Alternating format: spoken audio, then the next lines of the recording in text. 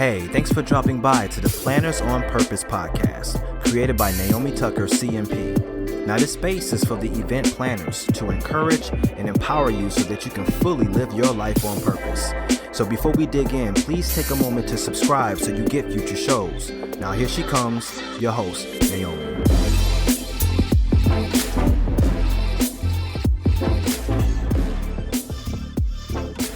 Hello, everyone. Welcome to the Planners on Purpose podcast. It's so good for you to join me wherever you're listening and from wherever you're listening from.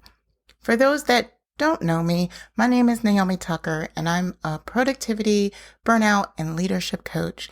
I intentionally work with ambitious leaders in the event planning space to build effective time-saving and leadership strategies so that they can manage their many commitments and love the lives they live.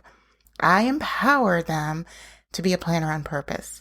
To live on purpose means to intentionally develop self-mastery, to be confident in the vision and goals you have set for your life, and to be a force in moving forward to keep them.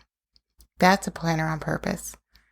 This podcast is all about highlighting those intentional steps that we take in our lives, stories of other event professionals, and it will give some strategies to help you on your self-discovery journey. A little bit of everything. So I'm happy you're here for a new season of the Planners on Purpose podcast. And I'm pretty excited to come to you today because it's a new year. There's freshness in the air, and I definitely want to talk all about that.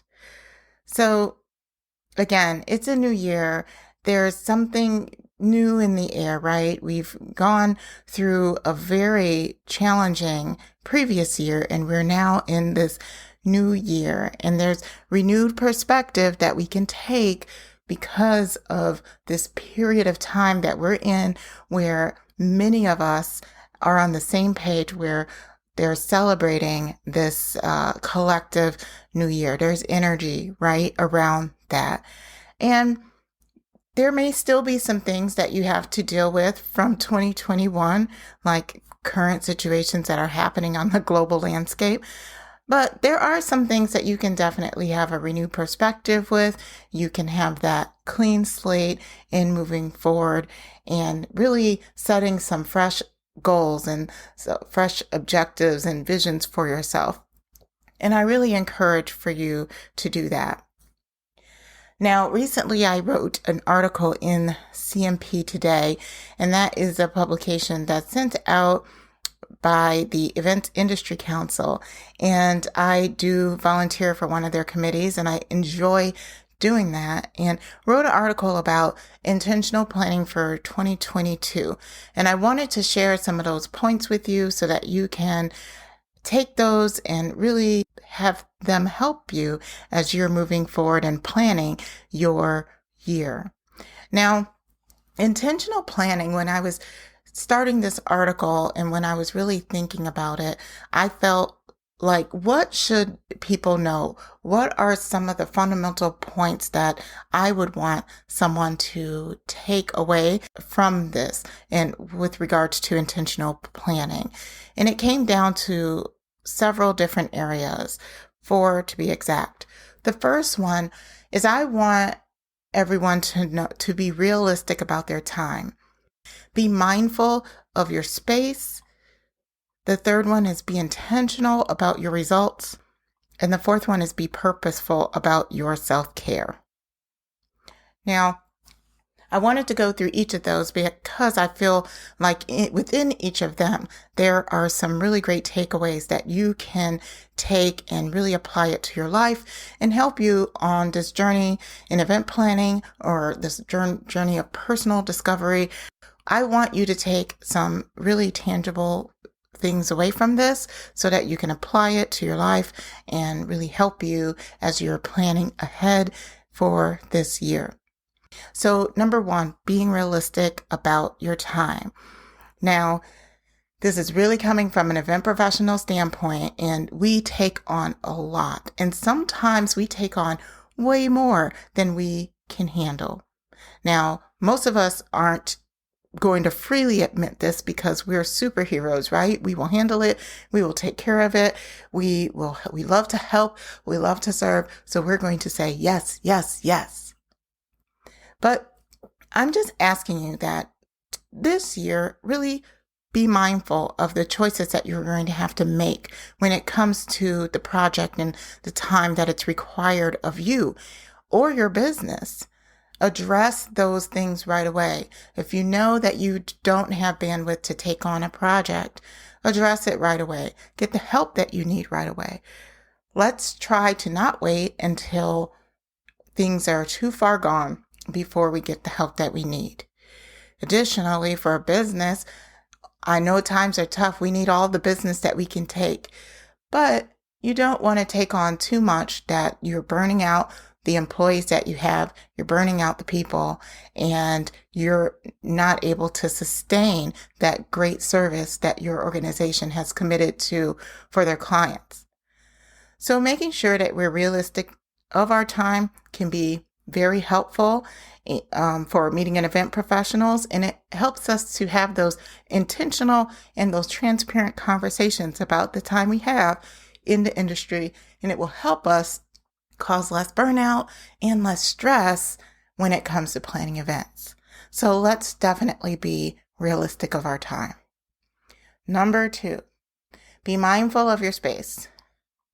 Now, where you work and how you work are going to be just as important as who you're working with. We need to really assess all these things and see if we can bring some solutions in place where we see that we have challenges.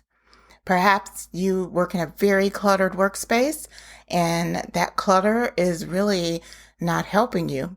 I know there's a quote out there that's the clutter that you have in your life is only just postponed decisions. So think about that. Think about all the Post-it notes. Think about all of the notebooks and all of the things that are scattered and not in a structured order that are in your desk and in your office. Perhaps those are some postponed decisions. Maybe we need to relook at those things and we need to put them in their proper space so that we are able to move forward with clarity in our work. Now, I also think that having a distraction audit about your day is something that is very important to do. I know that I have to do that when I'm in my work as well. Sometimes there are instant messages that pop up all the time. There's this instant message culture where people feel like it's the next best thing to email and they're IMing you all of the time. One of my clients, she was shaking her head. She was saying, "Oh my gosh, Naomi, the constant IMs that I get every day, it's just overwhelming." And that's true. We have to be mindful of the methods that we communicate, what we're trying to communicate. Understand that there are certain type of content to go in an email, and there's a reason why we need a really quick answer and need to use IMs, and that there's a time and a place where we just need to pick up the phone and have that conversation. Really be mindful of those spaces, even those digital spaces when it comes to your year this year. Be more intentional about them. I am a fan of going on Do Not Disturb periodically throughout my day. I don't abuse it, but at least putting it on Do Not Disturb for an hour while you get some focused, concentrated work done is not a problem, and it's very helpful for you. So making sure that you're taking these steps in order to take back your time, structure your day, manage the flow of communication in and out, and be also mindful of those that you work with so that you're helping them to understand the new way of how you need to be communicated with in an effort to be efficient. Number 3, be intentional about your results. Now, as an event professional, the plans that you make should be result driven. Every goal, every objective that you have, it needs to align together so that your event is going to produce the results that you need. The same thing goes in your life. So yes, we want to be intentional about our results in our business for our events, but you also want to be intentional about those results in your life. So if you definitely have a goal of losing 50 pounds, then all of those goals need to align. The things that you do during your day need to align to you losing 50 pounds or becoming healthier, so that when you get towards the end of the year, you have been on track with your goals the whole time. I just encourage you that you're highly intentional about your results and that you make decisions with ease because everything is aligned. Number 4, be purposeful about your self-care. Now, I know coming out of the big lockdown of 2020, everyone was super careful about their self-care, which is wonderful. Well, that needs to continue. Business is starting to ramp back up, and you're going to be finding yourself back on the road, back in the air again, and there's going to be other worries, but there's still a push to keep on moving. The economy needs to keep on moving. So be very careful here, because the new year is going to usher in so many more opportunities, and these opportunities are going to head your way, and you have to make sure that you're keeping your self-care at top of mind. So what does that mean?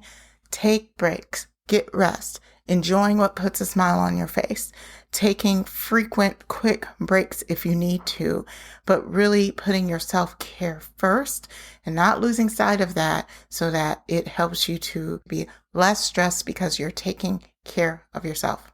So I am super hopeful that these 4 areas helped you, which is being realistic of your time, being mindful of your space, being intentional about your results, and being purposeful about your self-care.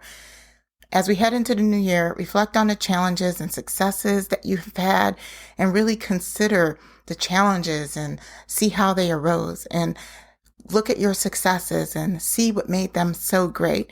Create your plan, not only for your events, but also for your personal and professional development. Write down the successes that you want to see next, and anticipate challenges you might have, and write down some solutions in advance. Be super intentional so that you can make this year the best one yet. I also wanted to encourage you to do a vision board. I really enjoy doing vision boards in addition to my tangible plan every single year. It's a way for me to visually represent the things that are on my heart, the things that I want to accomplish personally and professionally and in my business. So I have a free vision board email challenge that I invite all of you to. You can go to the link that is in the description. You can also head to my website, which is plannersonpurpose.com, and then you'll be able to see the vision board challenge there. I invite you in. It's a simple email challenge. It takes 5 days, but it walks you through the steps in completing your own personal vision board. And with that said, at the end, you'll be able to have something that tangibly reminds you of what you want your year to be. You can hang it up in your office or at your desk and really look at it and make it be a reminder of what is truly on your heart, what your vision is for your year. And it helps you to make the intentional steps in order to get there. So again, plannersonpurpose.com. I invite you to be a part of that challenge. And that is all I have for you today. I really enjoyed being here and being with you here at the top of the year, wishing you all the success in the new year. Thank you so much, and we will see you next time. Until then, be purpose.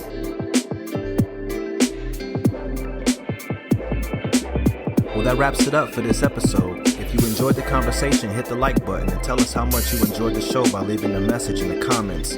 Thanks for listening, and we'll see you next time.